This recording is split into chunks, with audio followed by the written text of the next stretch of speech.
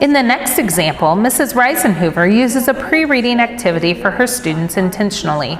The text contains a lot of dialogue, and on the first day of reading, she noticed that her students were experiencing difficulty inferring character feelings. Because understanding character feelings is an important skill included in Common Core, the teacher provides an instructional tool for analyzing dialogue. Notice how she prepped the sentence strips in advance to reduce the instruction time it takes to set up the tool. Notice how she uses the instruction time to model thinking and set students up for successful use of the tool. Right, so let's go to page 12 really quick. Everybody on page 12? Because remember I asked you to think about how Dad was feeling in the first part of the book? And so Lamont, you picked out... Well, it's too late. Yeah, so Lamont picked out right here where Dad said, I told you to grab that pup. Right here? And we talked about what...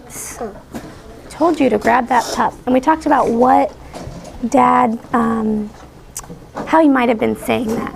How do we think in our minds it would have sounded when he said that?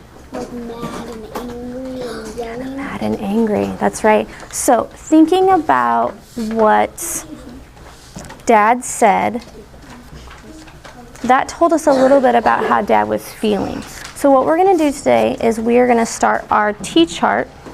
So I've got mine here. So in your notebooks, before we do any more reading, let's start our T-chart. So would you create a T-chart underneath the title of your book? All right, and so we need labels for the tops of our T-chart. And so we are focusing on things that Dad says or does. So that's gonna be the top of, you can do the left side, it's fine. So I'm gonna write what Dad says and does.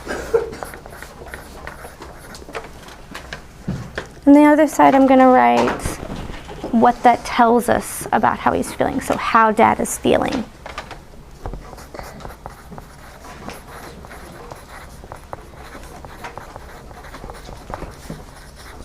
Okay.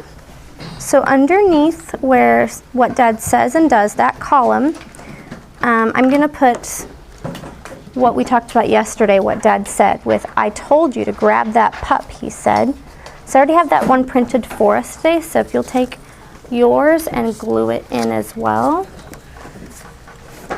And then on the opposite side, we're gonna write what Dad was feeling, just like what we talked about.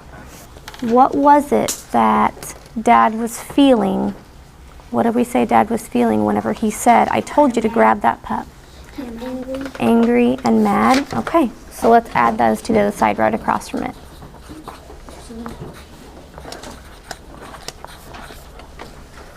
We will have a chance to read the rest of our story. And then as we are reading, we're going to continue to think about what Dad is feeling about Prince and if Dad's feelings start to change. Okay? So with your T-chart, you have two options.